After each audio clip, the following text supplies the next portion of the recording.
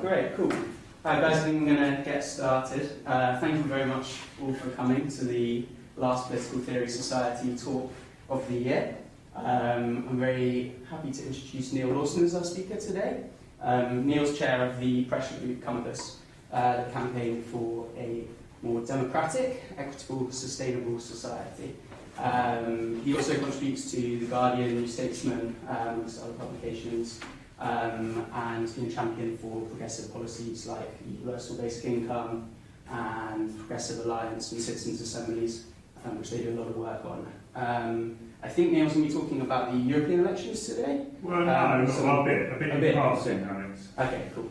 And yeah, so we'll hear what Neal's got to say, and we can have a period for discussion and questions. Yeah, and join me all in welcoming Neal today. Clap at the end if it's any good, aren't we? So I'm going to talk about sort of transformative politics with a bit, so let's reflect a bit on the European elections, but let's go beyond that and what do we mean by transformative and how does it happen and how does change happen in the 21st century? That's kind of what I want to talk about. My utter frustration with politics, which doesn't seem to really want to change very much at the moment, even when people say that that's what they're all about and that they're very radical. And you can start having a go at me if you're kind of Corbynite or whatever in the questions. But I'll talk for a bit. If you don't understand what I say, just think I'm talking nonsense, just ask and say and trip me up. So I think what we saw over the weekend, and both in Britain and across Europe, was the increasing fragmentation of the political scene. That no ism has a kind of monopoly of control, wisdom, narrative, hegemony, etc. That this kind of you've got this big sort of splintering. Some did better, and some did very badly. Old isms tended to do very badly. Some new populisms did okay, and Greenism did okay, as you would kind of expect, but didn't make a kind of a breakthrough really. In terms of becoming a new dominant kind of thread for politics in the 21st century. And I come from the left, and we'll talk from a kind of left perspective. But I think much of what I'm going to talk about is relevant to not just the left, but mostly. And so my question is, how do you change the world in the 21st century? And I don't think that our political system and our political pies are set up for that. I don't think they're thinking about that. I don't think they're thinking about the nature of change. And I just want to kind of rehearse some arguments about that. Perhaps by going back and recognising how change happened in the past and then comparing that to how change happens now or could happen now. Why it's difficult, I'm not sort of saying they can't do it because it's just easy and simple. It's incredibly difficult. But there is only kind of one method, I think, of changing things. Well, there isn't. I think there's a good method of changing things in the 21st century, which is what I kind of want to end up exploring and talking about, really. So the left was dominant in the past, or had some dominance. It was never actually dominant. Yeah, I suppose it was in the Soviet Union, you could say it was dominant, but probably not in a good way, I don't think, possibly. Maybe let's discuss. And it was powerful. It was powerful for reasons. And the sort of argument that Compass has been developing for quite a long time is that the reason that it was powerful and could change things has mostly gone, and its place have gone for a whole load of things that have made the left or the traditional left weaker. But then our argument goes on to say that there are a whole load of new forces emerging, which could be equally, differently powerful in the 21st century. And I think to get all of this, you have to get away from the notion of leaders. Away from the notion of kind of, being morally right. That's really important, that's really helpful, but it's not enough. Where does power come from? Where do you get the ability to change things? That's the question for me. And in the past, the left was powerful because it could essentially rely on the working class. That was the biggest thing. But there you had a kind of engine of change, the Ford car plant. Where we're doing some work now with the council down in Barking and Dagenham. It didn't just produce cars, it produced solidarity, which gave you a strength to work from, a group of people that had a similar interest in a similar culture and a similar outlook and wanted a similar thing that could be represented by the trade unions in one political party. And that made Labour incredibly powerful. Clement Attlee Prime Minister in 1945 was, by all accounts, a very decent, clever person. But it really wasn't about him, it was about the underlying kind of forces that were about, that enabled people like him and Morrison and Bevan and Bevin and all of that crowd to do what they did in 1945. You had the working class. You had a system of production, which I've already mentioned, called Fordism, which didn't just make cars and solidarity, it ran governments, it ran wars, it ran armies.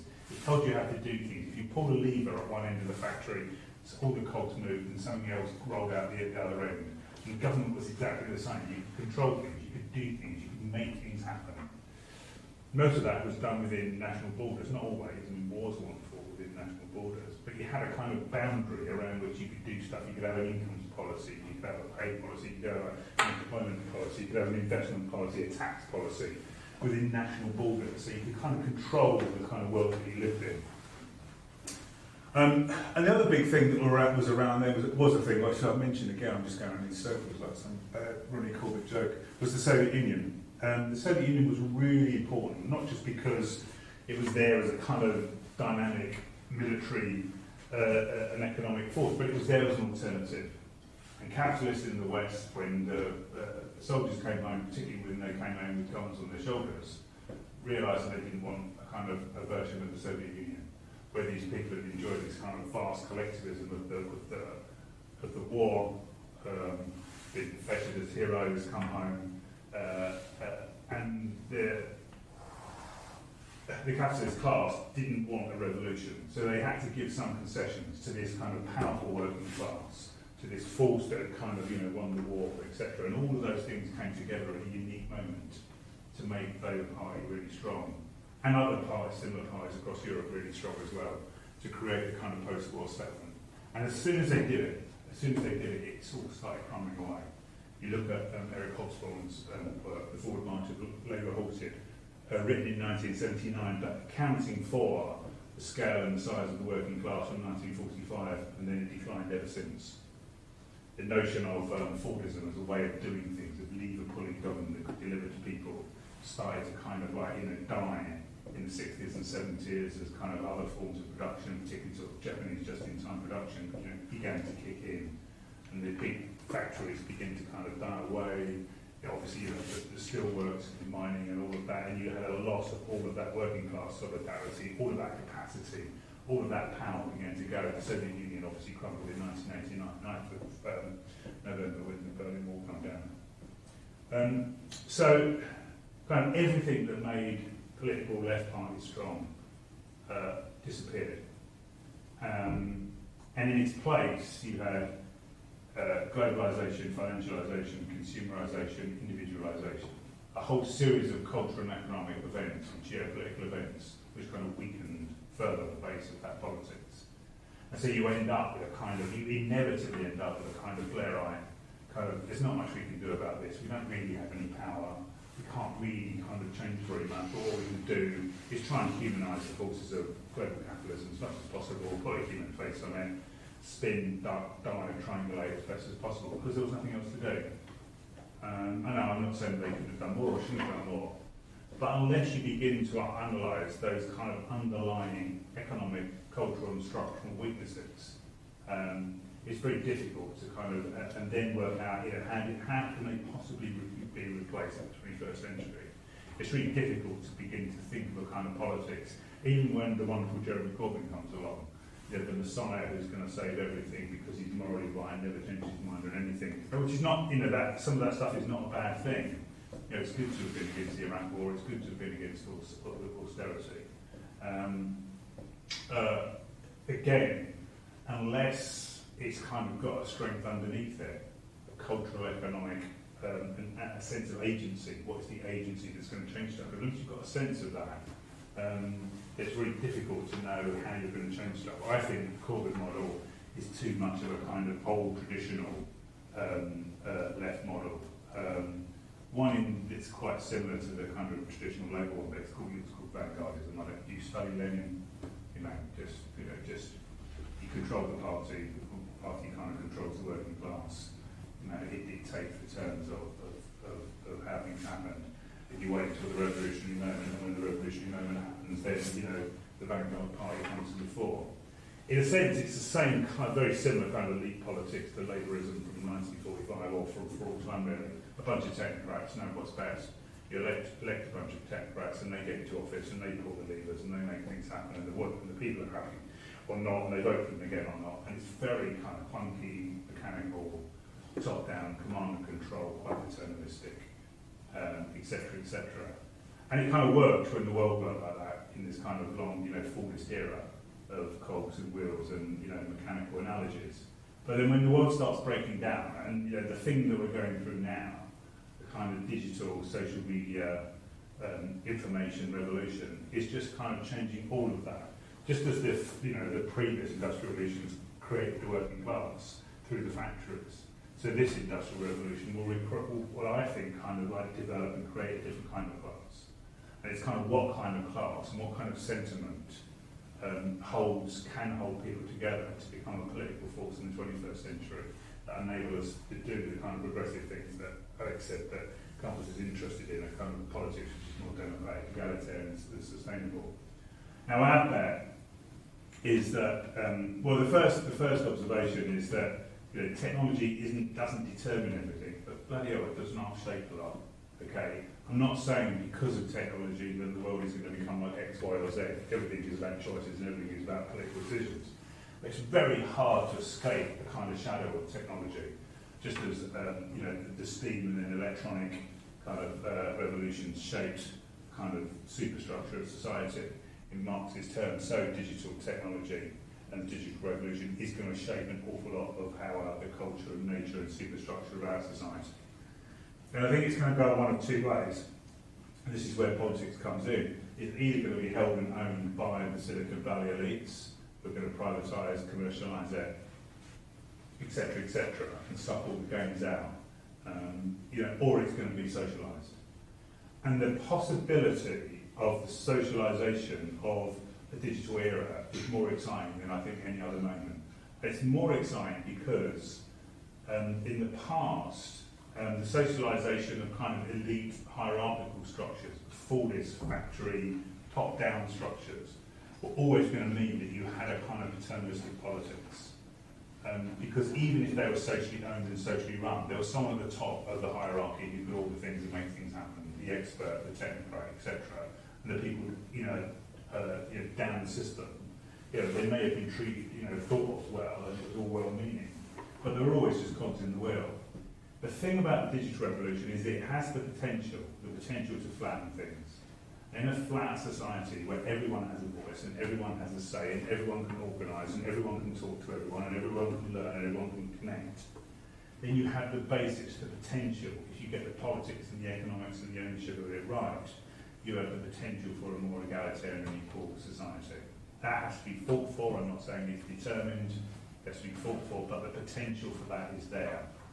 And in all of that, you have the ability to begin to join up means and ends.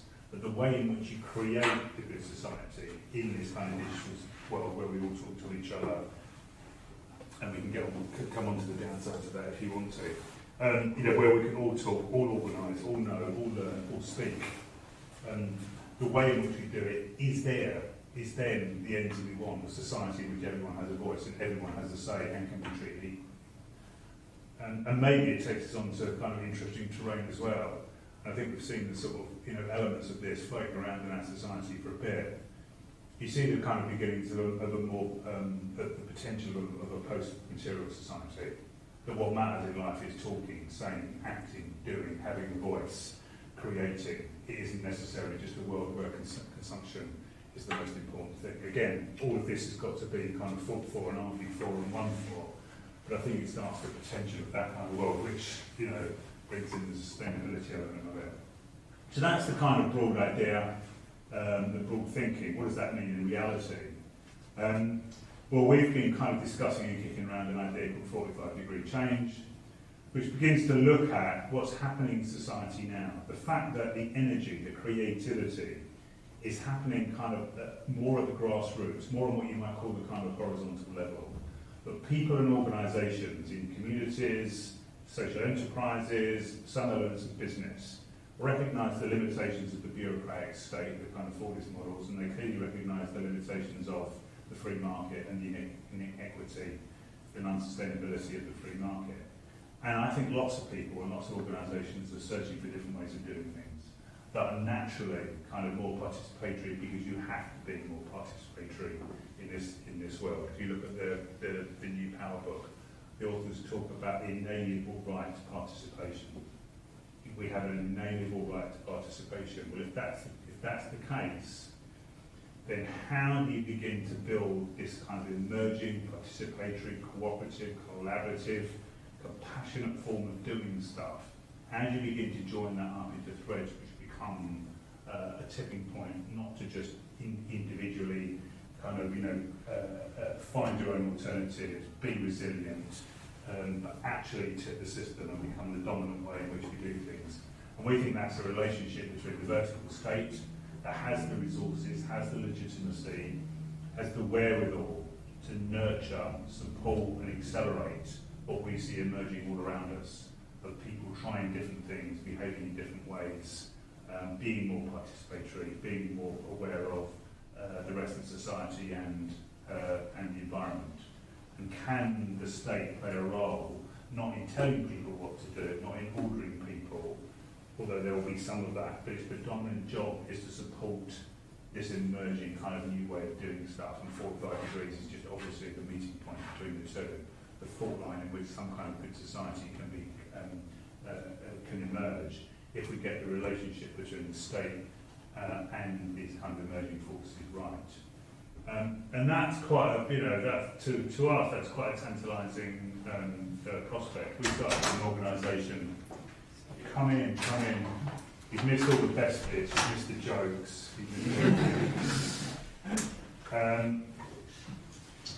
and that's kind of exciting, because as an organisation, we were born 15 years ago pretty much within the bowels of the Labour Party, and we spent all of our time pretty much working in the Labour Party. But over time, just felt the constraints of that, and partly the constraints of a kind of tribal politic that says, we don't agree with anyone, no one agrees with each other in the Labour Party, but we actually hate everyone outside.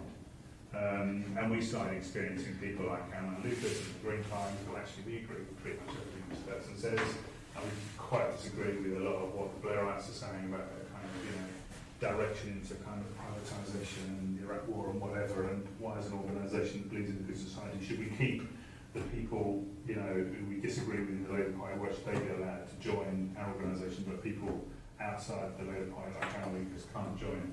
So we changed our rules, which was pretty seismic really. We didn't realise how seismic it was, because we just thought it was a natural, sensible thing to do.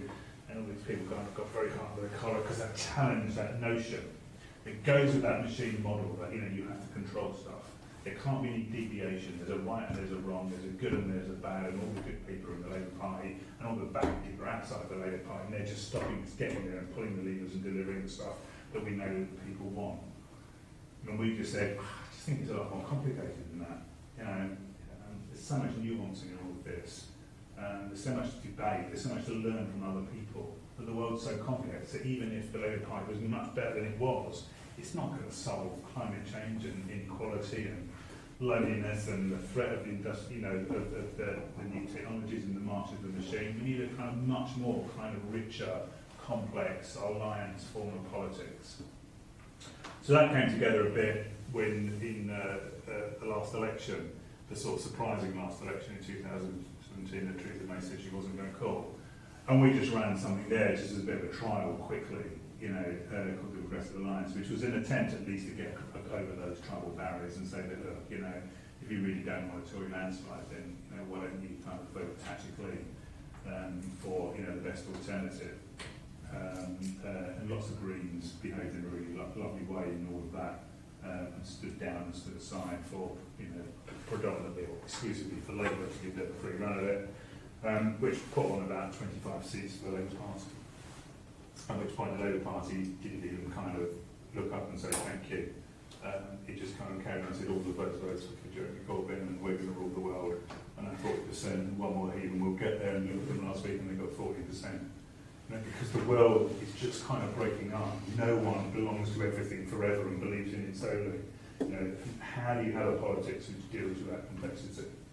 Which is kind of what we're about. How do we see in all of these people, in all these organisations that kind of using the technology and kind of learning from the failures of the bureaucratic state and the free market to do things differently. All of those citizens, they're the people of the future. They're the people that understand that the future will be negotiated, not imposed. That actually the art of politics is collaboration, and that in all of those people we're building the kind of citizens, the agency of the future. And the question is, what's the narrative, what's the vehicle that begins to pull them together? I don't know any more answers than that, right? That's what we're kind of toying with and thinking about now. We can imagine kind of the sort of, dust and gas before the kind of Big Bang. And that's what we're trying to create, the kind of dust and gas of a future politics of collaboration and participation. And real vision and real utopianism. That's why we're interested in basic income. That's why we're interested in, universal basic services. We don't want a kind of humanised version of neoliberalism. We want a good society. But what's the kind of form in the 21st century that begins to create it? We're trying, we're experimenting, we're learning, we're testing, we're trying to build the alliances. But the only thing we know is not going to be like the past. I'm bored of talking now, Alex. Okay. Thank you very much, Neal. I think it's deserving of the clap. Very, very interesting. And Dave, I saw you screwing.